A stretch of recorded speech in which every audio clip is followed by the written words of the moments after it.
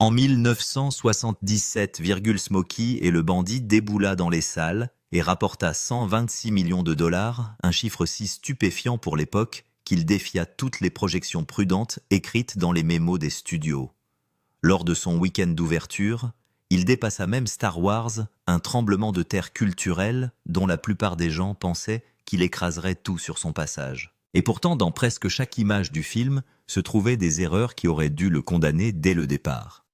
Des traces de dérapage sombre provenant de 15 prises distinctes marquaient l'asphalte dans les scènes de poursuite. Des voitures de patrouille accidentées apparaissaient impeccables dans un plan et mutilées dans le suivant. La Transam du héros était parfois si abîmée qu'elle devait être physiquement poussée en position avant que les caméras ne tournent. La continuité se dissolvait d'un montage à l'autre. La logique se déréglait. La physique abandonnait parfois complètement. Les dirigeants du studio ont vu clairement le chaos. Ils pensaient avoir financé un gâchis. Ils ont donc tranquillement sorti le film dans seulement 386 cinémas du Sud, s'attendant à ce qu'il clignote brièvement et disparaisse sans conséquence. Pas de grand déploiement, pas de poussée nationale, pas de confiance. Le film était positionné pour disparaître. Au lieu de cela, il a explosé. À la fin de l'année, il était le deuxième film le plus rentable de 1977, Le public ne s'est pas soucié des bosses manquantes ou des cicatrices de route mal assorties. Il ne s'est pas soucié du fait que les scènes étaient assemblées à partir d'improvisation et de chance. Les défauts étaient visibles, indéniables, presque effrontés, mais ils n'avaient pas d'importance. La question est de savoir pourquoi ils n'avaient pas d'importance. Et répondre à cette question change la façon dont vous voyez le film dans son ensemble. Pour le comprendre, il faut comprendre l'homme derrière le volant. Hal Needham n'est pas arrivé à Hollywood poli ou protégé. Il est arrivé en portant le coup physique de l'ambition, 56 os cassés, 2 dos brisés, un poumon perforé et plus de dents manquantes qu'il ne voulait en compter. Son corps était une carte des risques.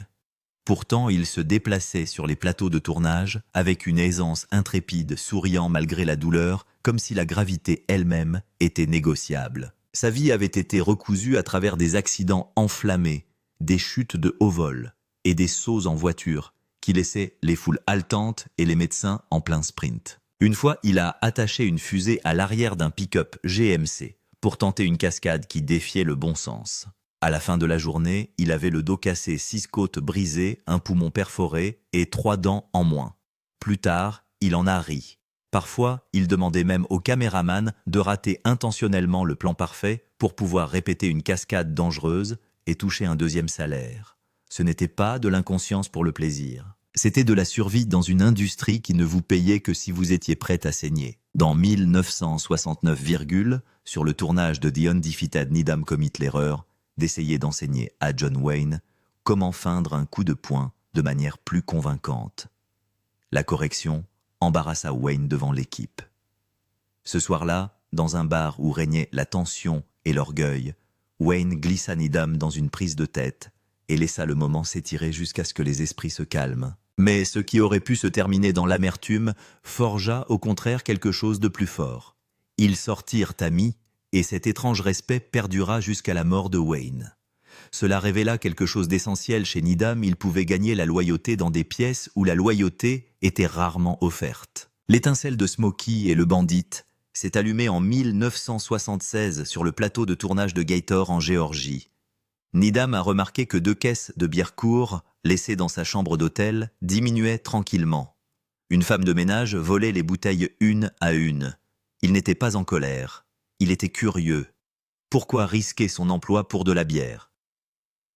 La réponse était plus étrange que la fiction. À l'époque, la Coors ne pouvait pas être vendue légalement à l'est du fleuve Mississippi parce qu'elle manquait de conservateurs et nécessitait une réfrigération constante. En 1974, Time a rapporté que la bière n'était disponible que dans 11 États.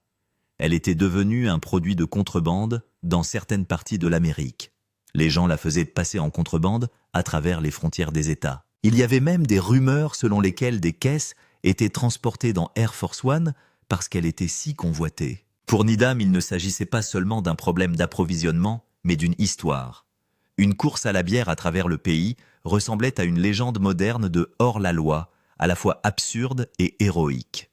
Il voyait déjà la poursuite se dérouler dans son esprit des autoroutes qui s'étirent à l'infini des sirènes, qui hurlent des moteurs, qui rugissent des forces de l'ordre poussées au bord du gouffre par leur pure audace. Il a écrit le scénario comme un modeste film de série B avec un budget d'1 million de dollars.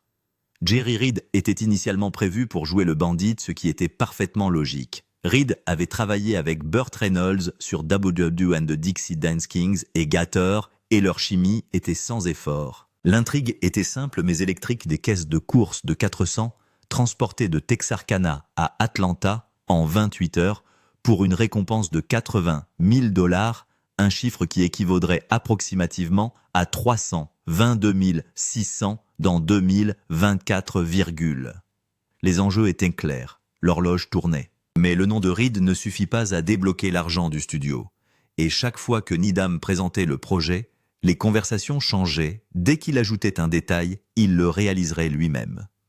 Les dirigeants ne voyaient pas un compteur, mais un cascadeur. À leurs yeux, les cascadeurs tombaient des immeubles. Ils ne s'asseyaient pas derrière les caméras pour façonner la narration. Les portes se fermaient, les sourires s'estompaient, les réunions se terminaient. Needham s'est habitué à ce qu'on le congédie poliment avant de lui montrer la sortie. La partialité était profonde et tacite, mais indubitable. Hollywood respectait le risque lorsqu'il les divertissait, mais faisait rarement confiance aux preneurs de risques en lui confiant l'autorité créative. Le tournant décisif s'est produit dans sa propre maison. Burt Reynolds vivait temporairement avec Needham après avoir été chassé par sa femme. Un soir, Needham lui a remis le scénario et a attendu dans un silence nerveux. Le matin, Reynolds a fait preuve d'une honnêteté brutale, c'était le pire dialogue qu'il ait jamais lu. Mais il a aussi dit que l'idée fonctionnait. Le moteur était fort même si la carrosserie cliquetait. Reynolds a offert ce que Needham n'avait jamais osé exiger si Needham pouvait obtenir le financement. Reynolds serait la vedette et Needham réaliserait. Cette promesse a du poids. Universal accepte de financer le film pour 3 millions de dollars. Pourtant, 2 jours avant le début du tournage en 1977, le studio réduit le budget d'1 million de dollars. Le salaire de Reynolds consomme à lui seul 1 million, ce qui laisse environ 3 millions de dollars pour tourner une comédie d'action ambitieuse truffée de poursuites en voiture et de cascades. Needham et l'assistant réalisateur David Hamburger sont restés éveillés pendant 30 heures consécutives pour reconstruire le plan de production. Chaque dollar devait s'étirer, chaque scène devait se justifier. La créativité devenait une nécessité, pas un luxe. Reed a ressenti le changement de façon très nette. Il s'était préparé à porter le film en tant que bandit, mais une fois que Reynolds a pris le rôle principal, Reed est passé au rôle de Snowman, le chauffeur de camion transportant la bière. L'histoire s'est remodelée autour de la nouvelle star. Reed a accepté le changement avec un professionnalisme constant, insufflant à Snowman une chaleur et un humour qui ont ancré le chaos. Des années plus tard, il a finalement fait la tête d'affiche de Smokey and the Bandit Part 3, bien qu'il n'ait jamais capté la même foudre. Reynolds n'a jamais adouci son opinion sur le scénario. Il a répété que les dialogues étaient terribles. Ils ont donc fait quelque chose de radical. Ils ont relâché la pression. Ils ont improvisé. Sally Field a déclaré plus tard qu'une grande partie du film avait émergé spontanément sur le plateau. Les plaisanteries, les insultes, le charme désinvolte. Tout cela coulait naturellement sans fioriture et de manière vivante. Ce que les critiques auraient pu qualifier de bâclé est devenu de l'authenticité. Le casting évolue constamment. Richard Boone avait déjà été pressenti pour incarner le shérif Buford T. Justice. Les premières versions portaient des noms de personnages différents. La Carrie de Sally Field était à l'origine Kate. Big Enos et Little Enos étaient à l'origine Kyle et Dickie. Même la récompense est passée d'un nouveau camion à 80 000 dollars en liquide. Puis, Jackie Gleason est entré dans la peau du shérif et a transformé l'antagoniste en quelque chose d'inoubliable. Son timing, sa fureur exagérée et même la création de son fils à l'écran junior sont issus de sa propre imagination. Il a transformé un simple homme de loi en une force comique de la nature. Sally Field a fait se retirer complètement. Elle a lu le scénario et l'a trouvé mince, sans profondeur. Dans ses mémoires, elle a admis qu'au départ, elle ne voulait pas y participer. Et pourtant, elle est restée. Elle s'est appuyée sur la liberté, l'alchimie, le rythme de l'improvisation. Ce qui est apparu, ce n'est pas un film techniquement parfait, ce n'est pas un cinéma méticuleusement conçu, c'est l'énergie. La rébellion enveloppée d'humour, le frisson du mouvement, la joie de voir les règles se plier sans se briser. Les défauts visibles sont devenus sans importance parce que l'esprit qui les sous-tendait était indéniable. Les spectateurs ont ressenti la camaraderie, l'espièglerie, le sentiment que tous ceux qui étaient à l'écran s'amusaient comme des petits fous. Les traces de dérapage, les bosses qui disparaissent, les montages inégaux, ils sont restés. Mais ils ont été dépassés par le rire, le bruit du moteur, le charisme. Smokey et le bandit n'a pas réussi parce qu'il était impeccable. Il a réussi parce qu'il était vivant. Elle avait déjà refusé des rôles à la télévision pendant 3 ans pour remodeler son image. Mais Reynolds a vu en elle quelque chose que le studio n'a pas vu. Il a insisté sur le fait qu'elle était parfaite pour le rôle et a promis qu'il pourrait façonner le matériel par l'improvisation. Elle accepte enfin sans savoir que cela débouchera sur une romance avec Reynolds qui débutera pendant le tournage en août 1976. Universal Pictures hésite car elle ne la trouve pas assez glamour. Il voulait quelqu'un de plus traditionnellement attirant, quelqu'un qui, selon eux, pourrait attirer des foules plus importantes. Reynolds s'est battu contre eux jusqu'à ce qu'ils fassent marche arrière. Il a admis plus tard qu'il avait toujours admiré son travail sur la nonne volante et qu'il pensait qu'elle apporterait du cœur à l'ouvrage. Leur alchimie à l'écran était réelle parce que leur relation était réelle, même si des années plus tard, ils se sont perdus de vue et ne se sont pas parlé pendant plus de 30 ans avant la mort de Reynolds en 2018. Lorsque les coupes budgétaires ont frappé la production à 48 heures du début du tournage, tout s'est effondré d'un seul coup. Le film avait été approuvé pour 5 300 $, puis a soudainement chuté à 4 300 $. Avec Reynolds qui gagnait déjà 1 000 $, Needham n'avait plus que 3 300 $ pour l'ensemble du tournage. Les membres de l'équipe avaient été embauchés, les lieux choisis, les horaires imprimés, et soudainement tout cela devait être reconstruit. Needham et Hamburger ont travaillé jusqu'à l'épuisement pour empêcher le film de leur échapper. La situation des voitures a rendu les choses encore plus difficiles. Pontiac a fourni 4 modèles 1977 Trans Am Special Edition et 2 berlines Le Mans, mais le tournage en Géorgie les a détruits. Les Trans Am, c'étaient en fait des modèles 1976 équipés de moteurs 455 pouces cubes et les poursuites et sauts à grande vitesse les ont mis en pièces. Le saut par-dessus le Mulberry Bridge a utilisé une fusée d'appoint similaire à la tentative d'Evel Knievel dans le Snake River Canyon, et la voiture n'a pas survécu à l'atterrissage. À la fin, 3 voitures étaient complètement détruites, et la 4e tombait en pièces détachées. Alors que le tournage se poursuivait, la Trans Am restante pouvait à peine bouger. L'équipe l'a rafistolée avec du ruban adhésif, des pièces détachées provenant de voitures accidentées et des couches de peinture rapides afin qu'elle soit suffisamment belle pour chaque plan. Dans les scènes finales, la voiture du héros ne démarrait même pas. Les membres de l'équipe l'ont mise en place pendant que la caméra tournait. La voiture du shérif Justice n'était pas en meilleur état et l'échange constant de pièces a créé des moments étranges qui se sont retrouvés dans le montage final.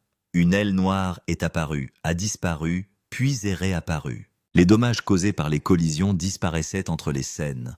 Même le odomètre de la Trans Am indiquait un 108,9 miles au début du film et affichait la même valeur plus tard, alors qu'ils étaient censés avoir parcouru des centaines de miles.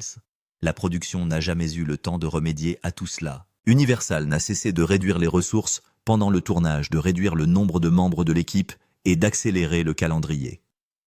Les scènes devaient être tournées une seule fois ou pas du tout. Les lieux de tournage étaient réutilisés à l'infini. Tout le monde a travaillé sous une chaleur torride, en Géorgie sans droit à l'erreur.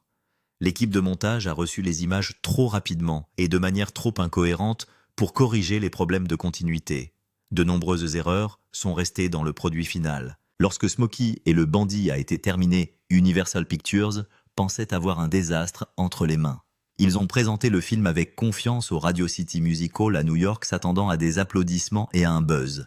Au lieu de cela, la première est tombée à plat. Les dirigeants du studio se sont retirés convaincus qu'ils étaient face à un échec retentissant. N'ayant presque plus confiance, ils ont fait un dernier geste désespéré. Ils ont discrètement poussé le film dans le sud des États-Unis, uniquement l'ouvrant dans seulement 386 cinémas, en dessous de la ligne Mason-Dixon, pendant le week-end du Memorial Day dans 1977. En termes hollywoodiens, ce type de sortie est généralement synonyme de mort lente. Mais une chose étrange s'est produite presque immédiatement le mardi suivant ce week-end de vacances. Le film avait déjà rapporté plus de 2,6 millions. La nouvelle s'est rapidement répandue. À la fin du mois de juin, le film était à l'affiche à Charlotte, Atlanta, Jacksonville, la Nouvelle-Orléans, Memphis, Dallas et Oklahoma City, rapportant des millions de dollars. Les spectateurs du Sud ont transformé un supposé flop en un succès fulgurant simplement en disant à leurs amis d'aller voir le film. Les chiffres qui ont suivi étaient encore plus difficiles à croire. Smokey et le bandit a officiellement ouvert le 27,1977, dans seulement 498 cinémas et a gagné 1128,60 $ ce premier week-end. Ce chiffre ne représentait qu'1,4% de ses recettes nationales totales, ce qui est presque du jamais vu à Hollywood. Ce même week-end, Star Wars a ouvert dans seulement 43 cinémas et a fait 1154,475 $, ce qui signifie que Smokey l'a techniquement surpassé en dollars totaux. La différence est apparue dans les détails. Star Wars a rapporté en moyenne plus de 36 000 $ par cinéma, tandis que Smokey a rapporté environ 3 470 $ par écran. Au lieu de s'éteindre, Smokey a continué à grandir. Son multiplicateur final a atteint un étonnant 73,34 fois son week-end d'ouverture.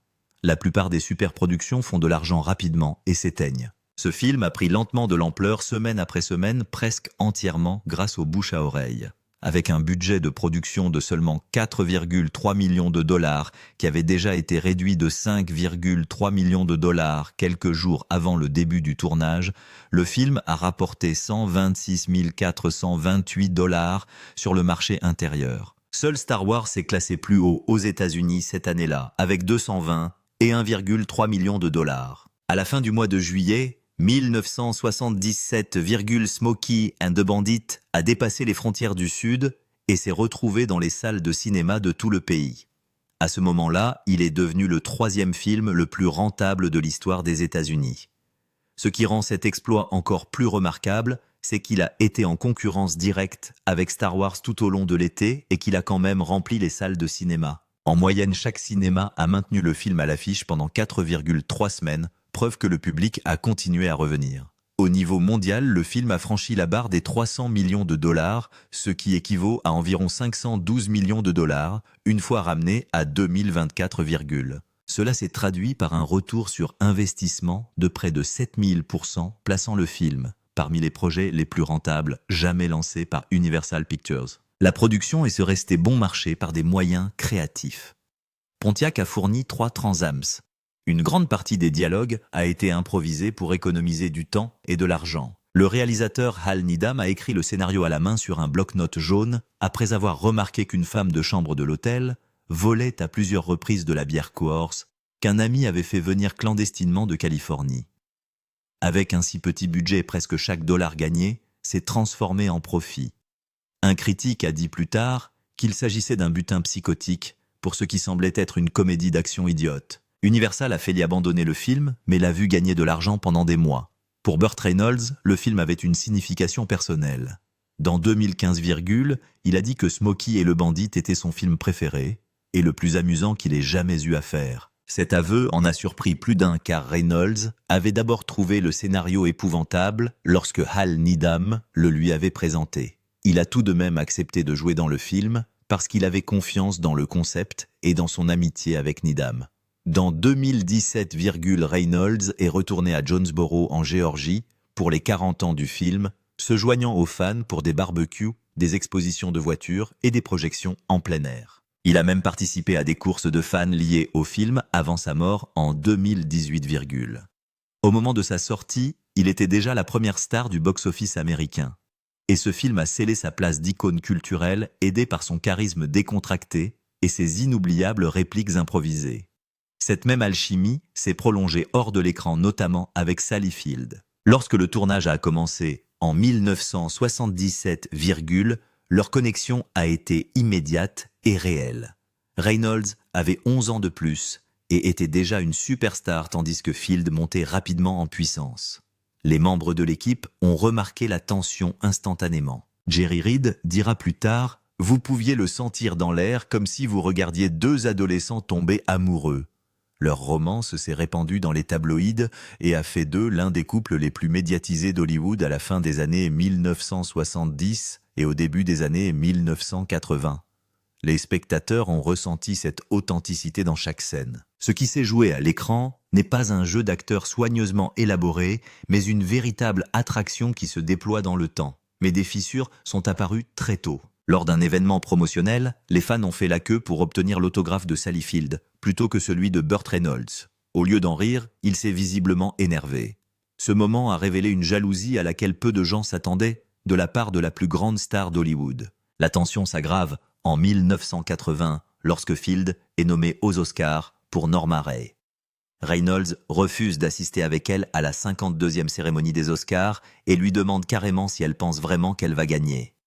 Il tente même de l'empêcher de se rendre au Festival de Cannes. Field est allée aux Oscars avec David Steinberg et sa femme. Lorsqu'elle a gagné le Mars 30 et 1980, elle a remercié sa famille et n'a rien dit au sujet de Reynolds. Derrière l'image confiante que Reynolds projetait, Field a révélé plus tard un homme qui luttait profondément contre l'insécurité. Au fur et à mesure que sa carrière prenait de l'ampleur, il essayait de lui faire jouer un rôle moins important dans sa vie. Elle a déclaré plus tard qu'une fois qu'elle avait franchi la porte, tout était devenu sa façon de faire.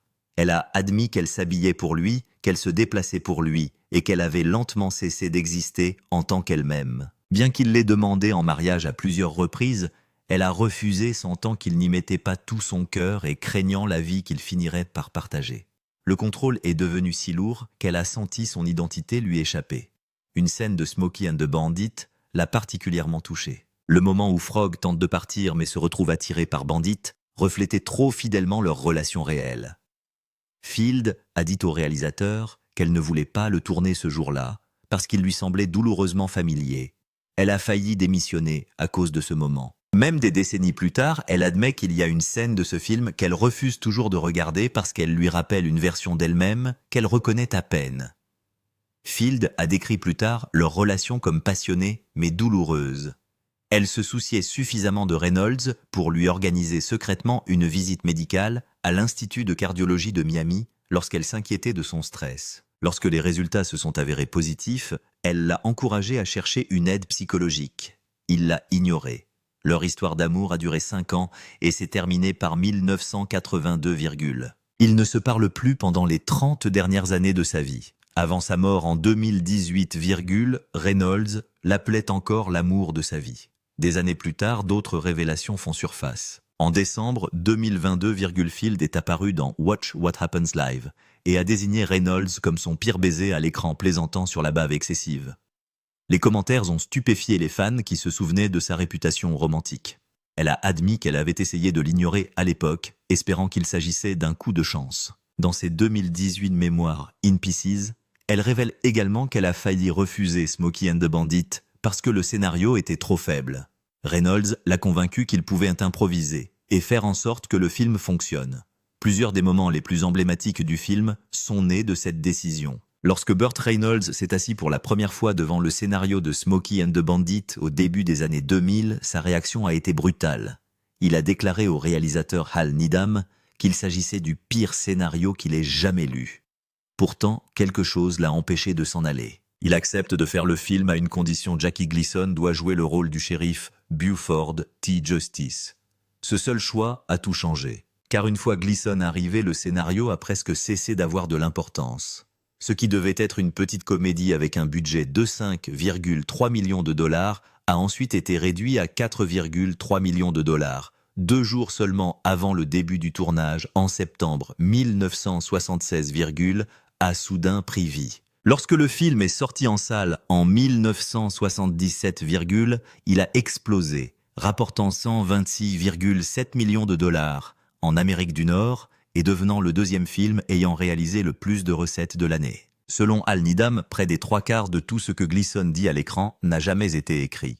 Reynolds l'a confirmé plus tard, affirmant que Gleason n'a jamais prononcé une seule ligne scénarisée. Il a reconstruit le personnage en temps réel, transformant le shérif Justice en quelque chose d'inoubliable grâce au rythme, à la synchronisation et à l'instinct pur. Cette liberté a conduit directement au moment le plus cité du film. La scène du restaurant où le shérif Justice entre en trombe pour demander un sandwich Diablo et un Dr Pepper n'existait pas sur papier sous quelque forme que ce soit. Gleason l'a inventé sur le champ. Même l'épisode de l'étouffement et du vomissement où Justice s'assoit à son insu à côté du bandit est sorti tout droit de son imagination pendant le tournage à l'automne 1976. Gleeson a eu la pleine permission d'inventer des scènes, de changer des dialogues et de suivre son instinct, et il a pris cette permission comme un défi. Le sandwich Diablo lui-même ne figurait nulle part au menu. Gleeson l'a inventé sur le moment, et toutes les références qui y ont été faites depuis remontent à cette seule scène. Même la façon dont il a transformé des mots comme Some Beach en quelque chose de musical est devenue partie intégrante de la culture, ce que Hal Needham attribue entièrement à l'improvisation de Gleeson. Cette approche découle de la façon dont Gleeson a travaillé toute sa vie. Il détestait les répétitions.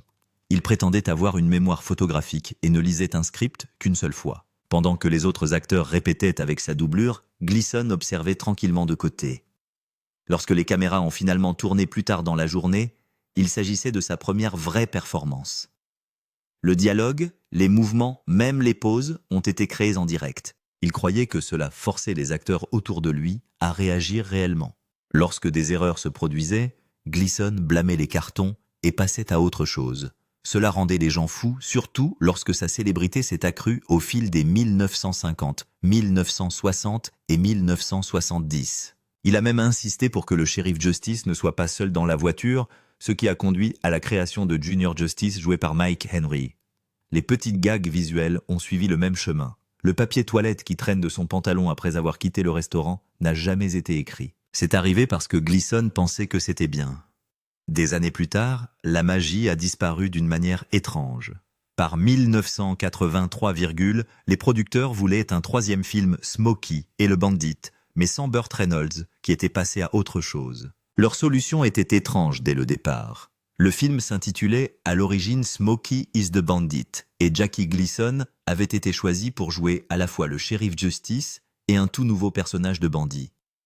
Il se poursuivait littéralement lui-même à travers le film. Le film entier a été tourné de cette façon, mais les spectateurs ont été déroutés et n'ont pas aimé immédiatement.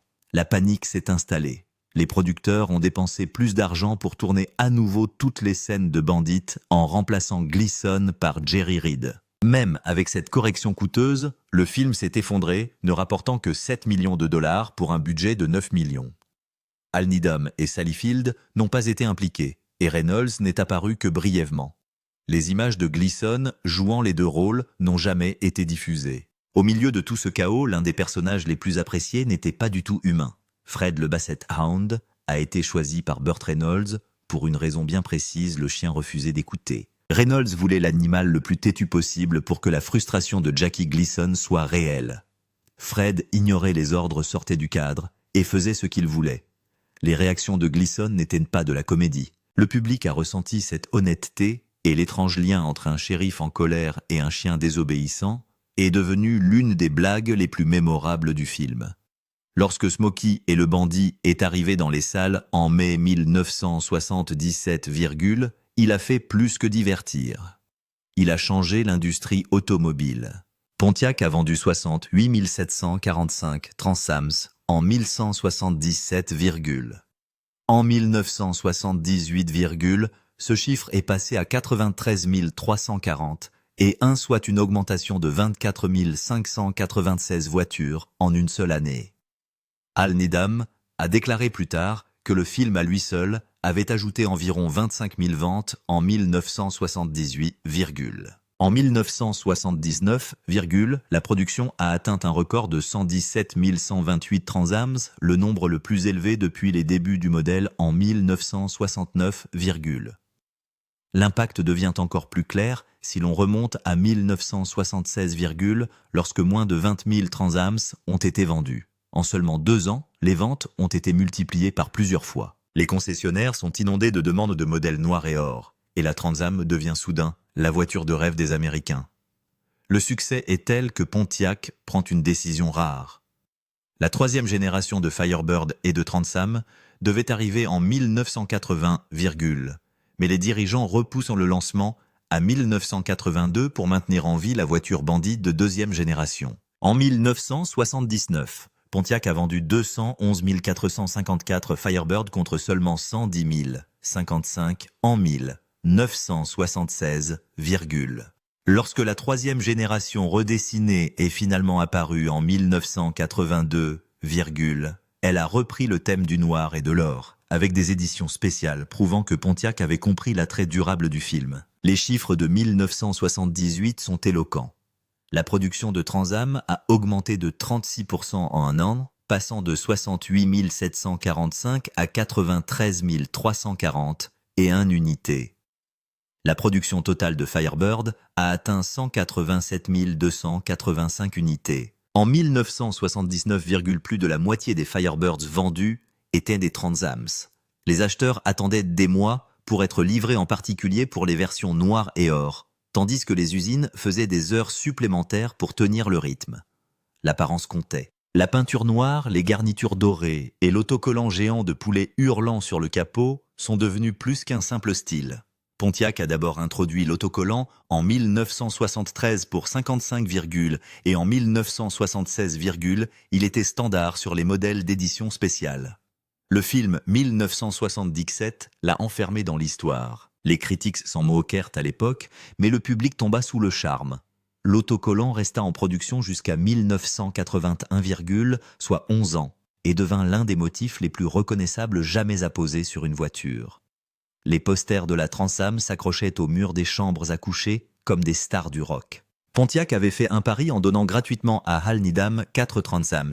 3 ont été détruites pendant le tournage. La 4e est arrivée de justesse dans la scène finale et a dû être poussée dans le cadre. Ce pari s'est transformé en l'un des placements de produits les plus réussis de tous les temps.